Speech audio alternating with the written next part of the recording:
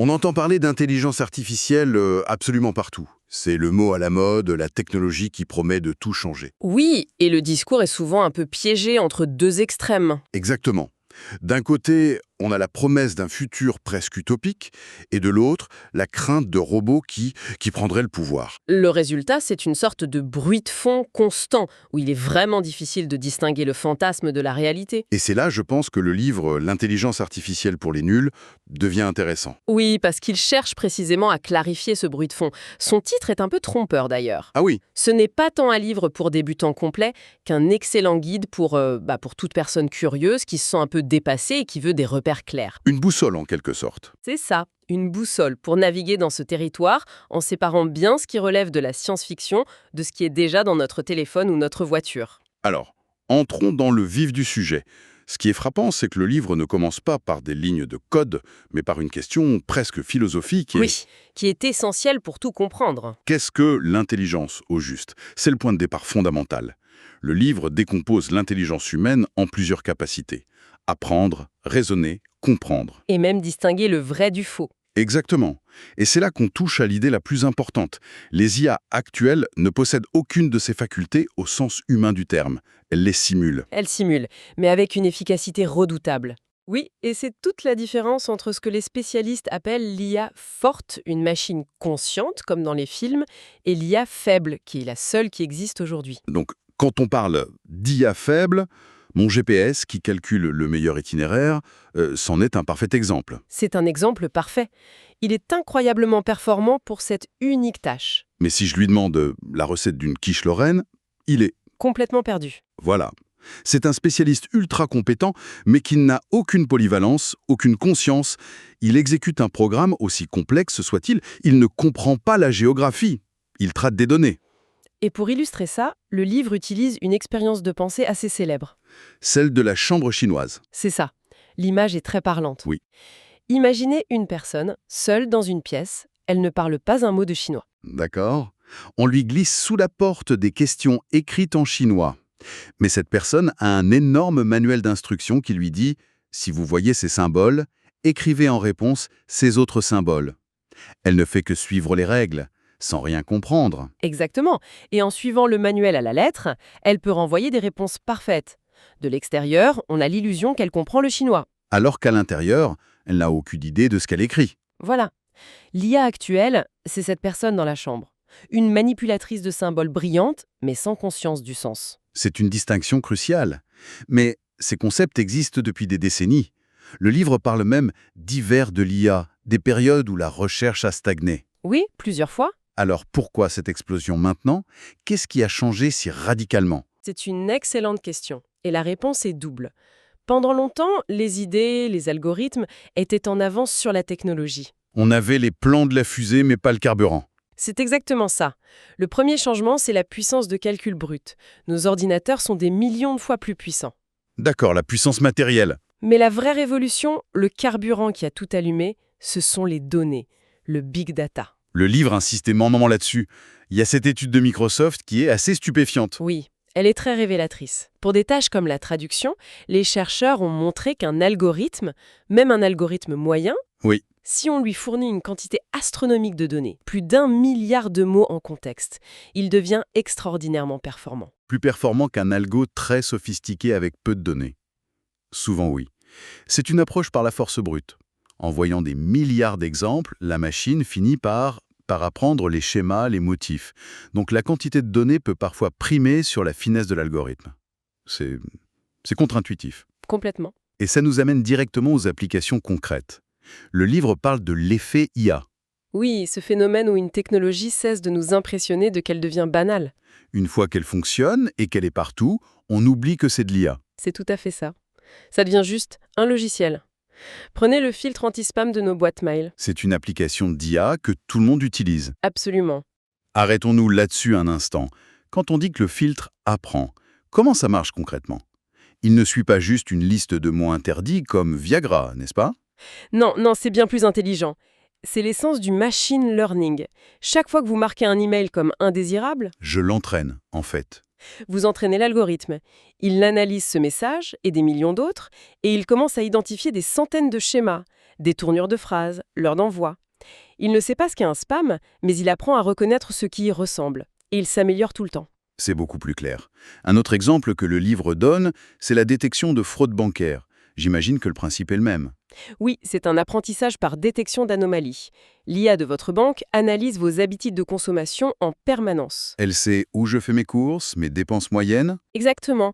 Et si soudain, votre carte est utilisée à 3 heures du matin pour acheter pour 500 € de matériel de pêche, Alors que je n'ai jamais acheté un hameçon de ma vie. voilà. L'algorithme détecte une rupture de schéma, une anomalie. Ce n'est pas un employé qui vous surveille, c'est une IA qui a levé un drapeau rouge. Le livre explore aussi des domaines plus spectaculaires. En médecine, notamment, avec le robot chirurgical Da Vinci. Ah oui. Là, on est juste dans l'amélioration de la précision, ou est-ce que ça change vraiment la nature des opérations? C'est là que ça devient fascinant. Le robot Da Vinci ne remplace pas le chirurgien. Le chirurgien est toujours aux commandes. Oui, dans la même pièce. Il contrôle les bras du robot via une console. Mais le robot, lui, élimine les tremblements de la main, fait des incisions infiniment plus précises. Il accède à des zones inatteignables. C'est ça. Il n'améliore pas seulement une opération, il rend possible des interventions qui étaient jugées trop risquées ou simplement irréalisables. Ce n'est pas juste mieux faire, c'est faire ce qui était impossible. Voilà.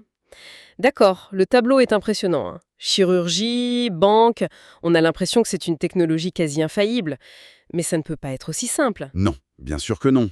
Le livre doit bien aborder les moments où tout dérape, non? Bien sûr. Et il insiste beaucoup sur les limites. L'exemple le plus célèbre qu'il analyse, c'est celui de Tay. Le chatbot de Microsoft. Oui, un cas d'école. Tay était une IA conçue pour apprendre à converser en interagissant avec des utilisateurs sur les réseaux sociaux. L'idée était qu'elle devienne de plus en plus humaine. Et ça a été un désastre spectaculaire. Désastre en moins de 24 heures. Des utilisateurs malveillants ont compris qu'ils pouvaient l'éduquer. Et ils l'ont bombardée de propos racistes, complotistes. Exactement. Et comme Tai était programmée pour apprendre de ses interlocuteurs, elle a commencé à répéter et à intégrer ses discours. Microsoft a dû la débrancher en urgence. C'était à la fois effrayant et un peu comique. On dirait un enfant qui répète les gros mots qu'il entend. C'est exactement ça. Cet échec illustre la limite fondamentale de l'IA actuelle. Elle n'a aucune morale, aucun filtre, aucune compréhension du bien et du mal.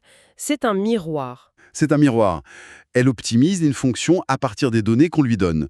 Si les données sont biaisées ou malveillantes, le résultat le sera aussi. C'est le principe du garbage in, garbage out, mais à une échelle industrielle. Parfaitement. Alors, si on rassemble tous ces éléments, quelle est la conclusion du livre sur la grande question qui angoisse tout le monde? Est-ce que cette technologie va nous remplacer? Le message central du livre est plutôt optimiste et nuancé. Il défend l'idée que l'IA est un outil. Un outil d'une puissance sans précédent, mais un outil. Oui, et son rôle principal, ce n'est pas le remplacement, mais l'augmentation. Le chirurgien avec le robot Da Vinci n'est pas remplacé, il est augmenté. Ses capacités sont décuplées. Je comprends bien l'idée d'augmentation pour un chirurgien, mais pour un employé dont le travail consiste à analyser des milliers de documents, cet outil ressemble quand même beaucoup à un remplaçant, non? Le livre ne nie pas cette réalité. Il explique que l'IA va effectivement remplacer des tâches, surtout les tâches répétitives, prévisibles. Mais il fait la distinction entre une tâche et un métier. C'est ça. La plupart des métiers sont un ensemble de tâches variées. L'automatisation des parties les plus rébarbatives pourrait permettre aux humains de se concentrer sur ce qu'ils font le mieux. La créativité, la stratégie, l'interaction humaine. L'empathie, exactement. Et qu'en est-il de la promesse de création de nouveaux métiers? Est-ce que le livre donne des pistes concrètes ou est-ce qu'on reste dans le vague? Il est assez concret. Il ne s'agit pas forcément de devenir programmeur. Il faudra des entraîneurs d'IA, des gens qui sélectionnent et nettoient les données. Et des superviseurs aussi qui vérifient le travail de l'IA. Oui, qui corrigent ses erreurs, des spécialistes capables de dialoguer avec les IA. Mais surtout, le livre suggère que la compétence la plus importante deviendra la capacité à poser les bonnes questions. Ah, c'est intéressant. L'IA peut fournir des réponses à une vitesse surhumaine. Mais c'est l'humain qui doit formuler la question pertinente, interpréter le résultat et prendre la décision finale. L'IA s'occupe du comment, mais l'humain reste maître du pourquoi. En somme, si je comprends bien l'esprit du livre, son but n'est pas de nous transformer en experts, mais de nous donner une grille de lecture. C'est ça. Une façon de regarder ce nouveau paysage technologique avec plus de clarté, sans se laisser aveugler par le marketing ou la peur. Ouais, il nous rappelle que derrière chaque algorithme, il y a une intention et des données humaines. C'est une lecture qui démystifie sans être simpliste. Absolument. Elle nous équipe pour avoir un regard critique en montrant à la fois l'immense potentiel et les limites bien réelles de la technologie. C'est une invitation à voir l'IA non pas comme une entité magique, Ou une menace existentielle. voilà, mais comme le prolongement de nos propres capacités intellectuelles. Un prolongement qui, comme tout outil puissant, demande de la sagesse. Et ça nous laisse peut-être avec une dernière pensée à méditer. Si on délègue de plus en plus de tâches cognitives à des machines, la mémoire, le calcul, ça ne nous diminue pas forcément. Non, au contraire. Au contraire, ça nous force peut-être à nous concentrer et à redéfinir ce qui, au fond, constitue le cœur de notre intelligence humaine, la créativité, l'intuition, la conscience, l'empathie. Ce qui nous rend finalement irréductiblement humains.